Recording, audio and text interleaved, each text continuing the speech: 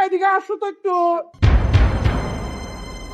মা, আপনি আমাকে ডেকেছেন? আপনার কি কিছু লাগবে? যদি লাগে তাহলে আপনি আমাকে বলতে পারেন। কিছু যদি নাই লাগে তাহলে তোমাকে ডাকছি কেন? আমার হাত পা শরীরে ব্যথা করছে, একটু টিপে দাও। কি বললেন মা? আ- আমি আসলে আপনার কথাটা বুঝতে পারলাম না।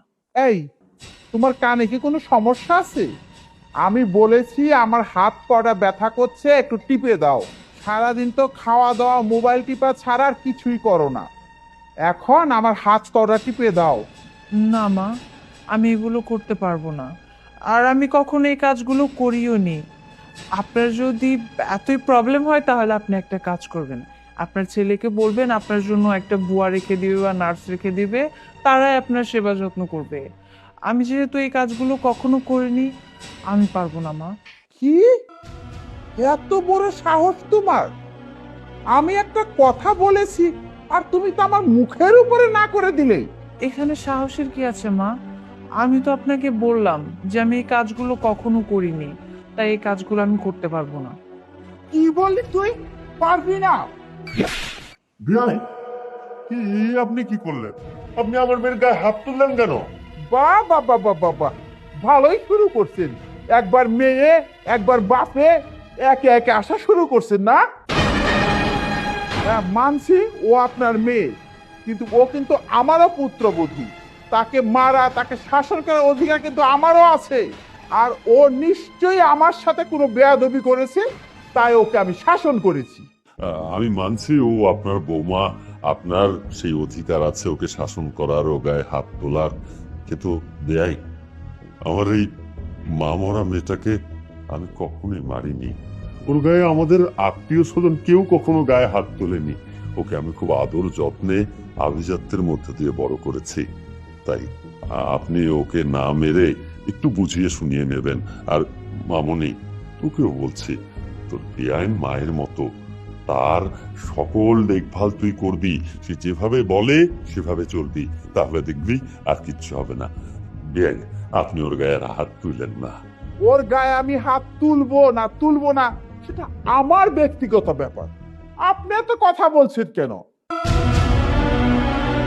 তাছাড়া আপনি তো কেউ এই বাড়ির মালিক না। এই বাড়ির মালিক এখন আমি এবং আমার ছেলে। আপনি তো নামে মাত্র আছেন।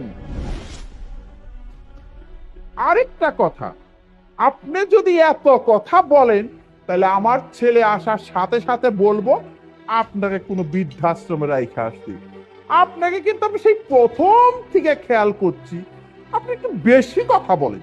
বেআইন, বেআইন, এসব আপনি কি বলছেন? বাবা, বাবা তুমি একটু শান্ত হও, তুমি ভেতরে যাও। মায়ের সাথে আমি কথা বলছি, বিষয়টা আমি ম্যানেজ করে নিচ্ছি, তুমি যাও।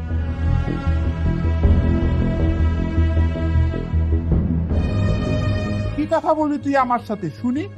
বলে আমি ভুলটা কি বলেছি? এই বাড়ি বিষয় সম্পত্তি সব এখন আমার। আর শোনো, আমার ছেলে যদি চায়, শুধু তোমার বাবাকে না, তোমাকে সহকারও ধাক্কা দিয়ে বের করে দিতে পারি। তাই আমি যা বলি আমার কথা শুনো। তা না হলে তোমাদের বাপ মেয়ের কপালে শনির দশা আছে।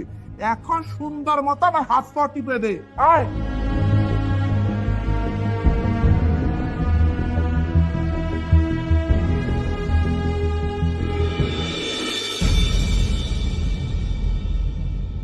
এই, একটা কাজ করো তো, যাও খাবার গোছাও, প্রচন্ড ক্ষুধা পেয়েছে আমার।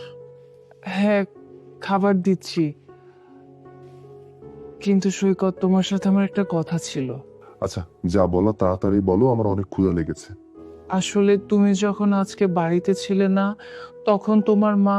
আমার মা তোমাকে কি, মাত্র কয়েকটা দিন বিয়ে হয়েছে, আমার মায়ের নামে বদনাম শুরু করে দিয়েছো? খবরদার বলে দিচ্ছি, আমার মাকে নিয়ে ফালতু কথা বলতে আসবে না।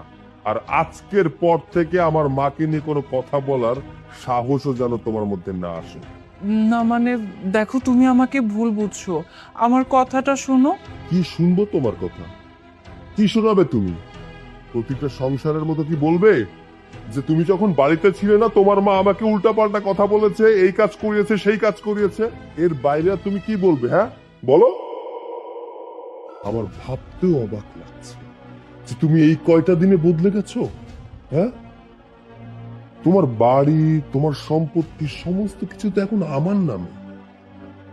এই কয়েকটা দিনে আমার মায়ের নামে তুমি বদনাম শুরু করে দিয়েছো। আর কয়েকটা দিন গেলে তুমি কি করবে? মানুষের সামনে বলে বেড়াবে যে বউয়ের টাকায় আমি কোটিপতি হয়েছি, বউয়ের টাকায় আমি চলাফেরা করি, বউয়ের সমস্ত সম্পত্তি আমার নামে হয়েছে। দেখো সৈকত, আমাকে ভুল বুঝো না, একটা বার আমার কথাটা বোঝার চেষ্টা করো, আমার কথাটা শোনো। ভুল? কিসের ভুল? আমি কোনো ভুল বুঝছি না। তুমি যেটা বোঝাচ্ছ আমি ঠিক ওইটাই বুঝছি। ঠিক আছে, তুমি যদি তোমার মতো করে চলতে চাও চলতে পারো, আমার কোনো সমস্যা নেই। তবে হ্যাঁ, আমার কাজকর্মগুলো আমার মতো করেই করব, এর পরবর্তীতে কিছু বলতে পারবে না। দেখো, তুমি রাগ করে কোথাও যেও না। ঠিক আছে, আমি আর কোনো কথাই বলছি না, তবুও তুমি এই ঘর থেকে রাগ করে যেও না। তুমি এক কাজ করো, ফ্রেশ হয়ে নাও, আমি তোমাকে খাবার দিচ্ছি। আমি বাড়ি আসার সাথে সাথে যে ব্যবহার শুরু করেছো, তাতে আমার পেটের ক্ষুধা মরে গেছে। আমার কোনো কিছু আর পেটের ভিতর ঢুকবে না। আমি বললাম তো আমার ভুল হয়েছে, আমি আর কখনো এমনটা করব না। প্লিজ তুমি আমাকে ক্ষমা করে দাও, এবার তো খেতে চলো। আচ্ছা ঠিক আছে, এত করে যেহেতু বলছো খেতে যাব। তবে হ্যাঁ, নেক্সট টাইম আমার মায়ের সম্পর্কে কোনো খারাপ কথা আমি শুনতে চাই না। মনে থাকবে? হ্যাঁ, মনে থাকবে। আমি ফ্রেশ হয়ে নিচ্ছি, খাবার গুছাও, যাও।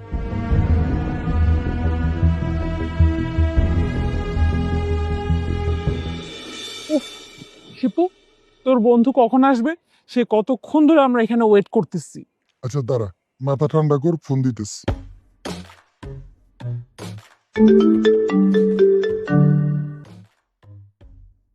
হ্যালো।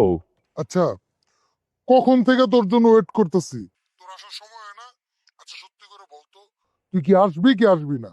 আরে দোস্ত, আমি আসতেছি, আমি অন দ্য ওয়ে। শোন, আমাকে 5 মিনিট সময় দে, আমি চলে আসবো। আচ্ছা ঠিক আছে, আয়, আসে বলবো কাছাকাছি।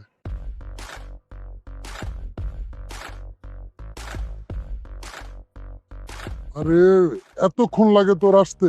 আজকে তোর আমি একটা ইম্পর্টেন্ট কাজে ডাকছি, তুই আজকেই দেরি করলি। আচ্ছা বুঝতে পেরেছি, এবার বল, এত তাড়াহুড়ো করে রাখলি কেন? কি হয়েছে? আচ্ছা শোন, তোর সাথে আমি পরিচয় করে দিই।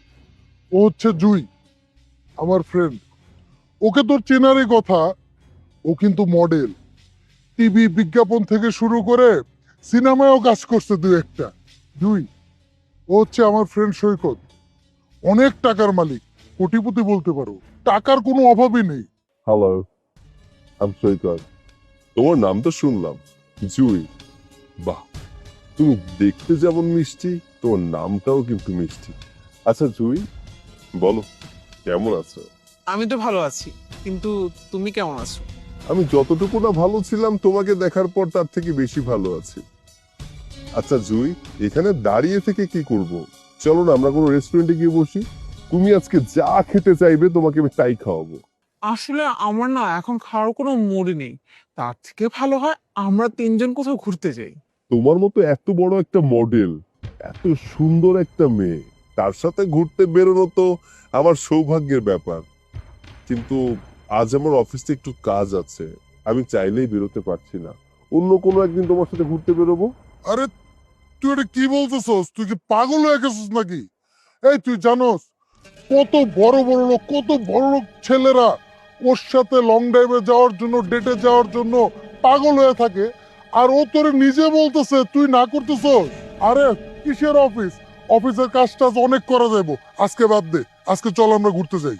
কিন্তু বন্ধু, আমার অফিস। আরে অফিস তো আপনি প্রতিদিনই করতে পারবেন, কিন্তু আমাকে কি প্রতিদিন পাবেন, তাই না? তার থেকে ভালো হয় আমরা কোথাও ঘুরতে যাই, দেখবেন আপনারও ভালো লাগবে। আর তাছাড়া আপনার যদি এখন আমাদের সাথে ঘুরতে যেতে ভালো না লাগে, তাহলে অন্য কোনো দিন বের হই, আপনার ইচ্ছা। আমি আবার সুন্দরীদের কথা শুনতে পারি না। চলো।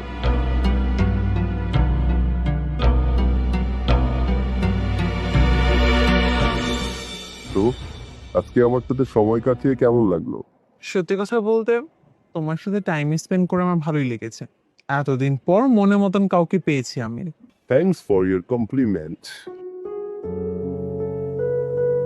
আচ্ছা, তুমি কি সবসময় তোমার কাজ নিয়ে ব্যস্ত থাকো, ফ্রি থাকো না? ব্যস্তই থাকি, কারণ তুমি তো জানো আমি মডেলিং করি, মুভি করি, এসব অ্যাক্টিং করতে করতে না সময় চলে যায়। কিন্তু আজকের পর থেকে তোমার জন্য আমি অলওয়েজ ফ্রি। That's great. কিন্তু মডেলিং এর কাজ তো ছাড়া যাবে না। এটা তোমার ফেমাসিটি নিয়ে এসেছে। আর শোনো, কাজের ফাঁকে ফাঁকে আমার সাথে একটু মিট করলেই চলবে। একটু কেন, আমি তো সবটুকু দিয়ে তোমার সাথে মিট করতে চাই। আচ্ছা, আমাদের আবার কবে দেখা হবে? তুমি যখন বলবে তখনই। আমার তো ইচ্ছা করতেছে যে প্রতিদিন দেখা করি। সব সময় তো দেখা করা পসিবল না, অফিস আছে, কাজ আছে, সবগুলো তো হ্যান্ডেল করতে হয়। শুধু তোমাকে হ্যান্ডেল করলে তো চলবে না। প্রতি সপ্তাহে একবার দেখা করা যেতে পারে। আচ্ছা, সবকিছু কি তুমি একাই হ্যান্ডেল করো? তোমার বিজনেস? হ্যাঁ, আমি একাই হ্যান্ডেল করি। তুমি দেশের বাইরে যাও না? খুব একটা যাওয়া হয় না, হয়তো মাসে বা বছরে একবার যাওয়া হতে পারে। আর তুমি যদি চাও তোমাকে নিয়ে একটু পাতায় ঘুরে আসতে পারি। আমার কিন্তু দেশের বাইরে যেতে ভালোই লাগে, আর তুমি সাথে থাকলে তো কোনো কথাই নেই। তাহলে আগামী মাসে একটা ডেট করে তুমি আর আমি সোজা মালয়েশিয়া চলে যাই। সত্যি? সত্যি। ঠিক আছে। আচ্ছা শোনো, অনেক বেলা হয়ে গেছে, এখন আর থাকা যাবে না।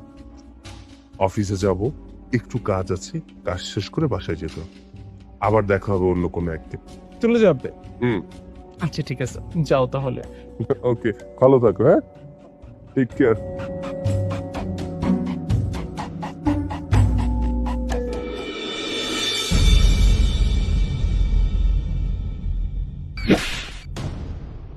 তোর কত বড় সাহস!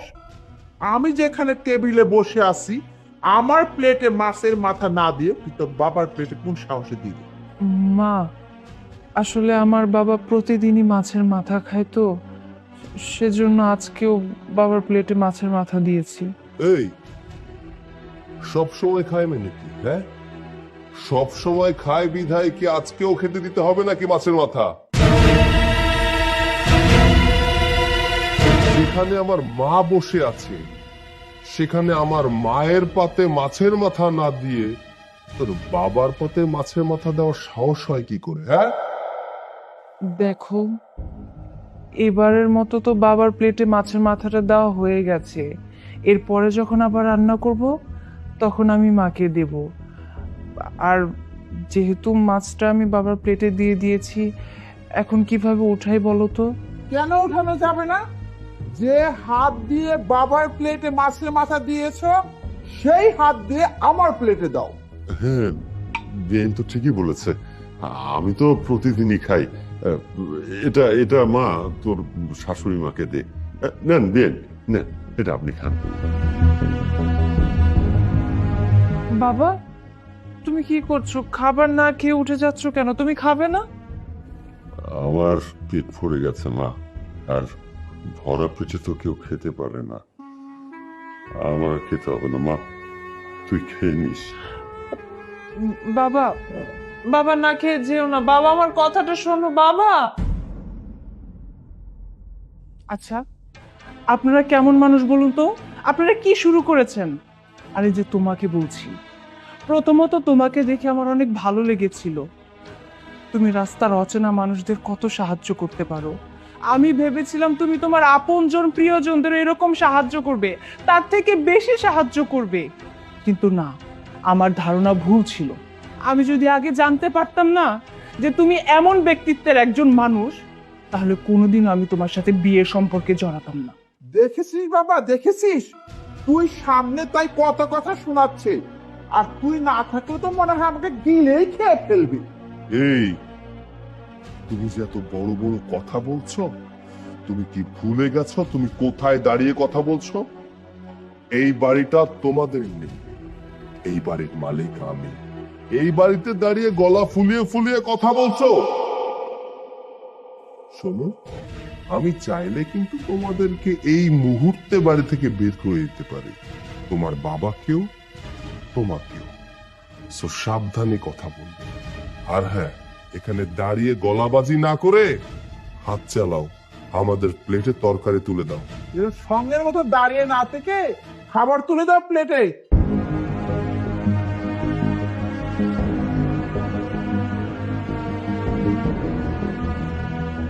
কি ব্যাপার, তোর মুখ থেকে হাড়ির মতো হয়ে গেল, চোখে একেবারে মনে হয় টল টল করছে পানি। শোন, তুই কিন্তু এখন সাধারণ মানুষ না, তুই এখন কোটি কোটি টাকার মালিক। তোর স্থান এখন অনেক বড় বড় লোকের সাথে। আর এই বইয়ের কালো মুখ দেখেই তোর চোখে পানি এসে পড়লো। তোর তো টাকা আছে, তোর মেয়ে মানুষের অভাব আছে, প্রয়োজন পড়লে তোকে আর 10টা বিয়ে করাবো। তবু এই বোর জন্য তুই মন খারাপ করবি না। এখন খা তো, হাত চালিয়ে খা, আমি তোটা খেতে দিই। আমি তো কখনো ভাবতেই পাইনি তুমি এত তাড়াতাড়ি আমাকে এত আপন করে নিবে, এত কাছের করে নিবে। সবকিছু ভাবতেই অবাক লাগছে। ভাবতে তো আমার অবাক লাগছে যে তোমার মতো একটা সুন্দরী নায়িকা, এত বড় একটা মডেল, সে কিনা আমাকে সময় দিচ্ছে, আমাকে ভালোবেসেছে।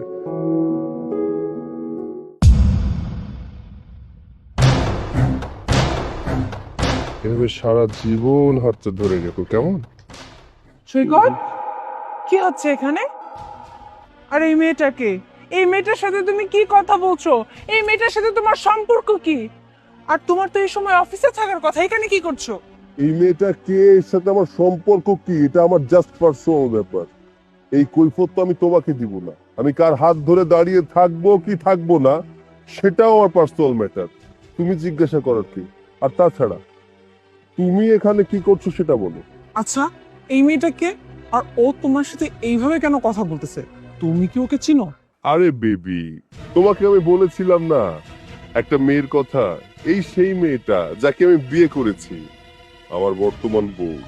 ও আচ্ছা, এই সেই মেয়ে যার টাকায় তুমি আজকে কোটিপতি, তোমার এত সয়-সম্পত্তি হয়েছে। ছি, আমার ভাবতেই অবাক লাগছে যে তোমার মতো একটা ছেলেকে আমি বিয়ে করেছি। আমাদের বিয়ে হয়েছে জাস্ট কয়েকটা দিন হয়েছে, এর মধ্যে তুমি অন্য একটা মেয়ের সাথে সম্পর্কে জড়িয়েছো। আমি মানলাম তুমি আমার সাথে খারাপ ব্যবহার করছো, কিন্তু তোমরা এখানে যেটা করছো এটা আমি টলারেট করতে পারছি না। এই, তোকে কে মানতে বলেছে? হ্যাঁ, তোর মানার হলে মানবি, না মানার হলে চলে যাবি। এসব দেখার জন্য তো এখানে দাঁড়িয়ে থাকার কোনো প্রয়োজন নেই। শোন, আমরা সুন্দর টাইম এক্সপ্লেন্ড করছিলাম, ঠিক আছে?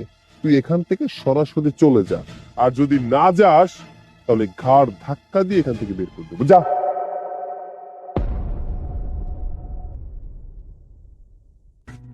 বেবি, তুমি এইসব বিষয় নিয়ে একদম কোনো চিন্তা করবে না। আরে তো ফকির নেই, একে আমি যে কোনো মুহূর্তে বাড়ি থেকে বের করে দিতে পারি।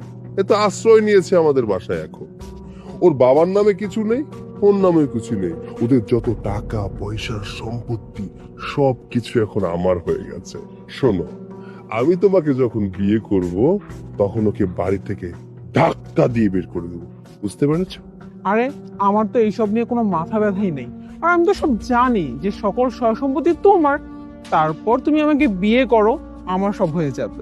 আচ্ছা বাদ দাও তো ওর কথা, চলো না, আমার খুবই ক্ষুধা লেগেছে, রেস্টুরেন্টে যেয়ে কিছু খাই। আচ্ছা ঠিক আছে, চলো।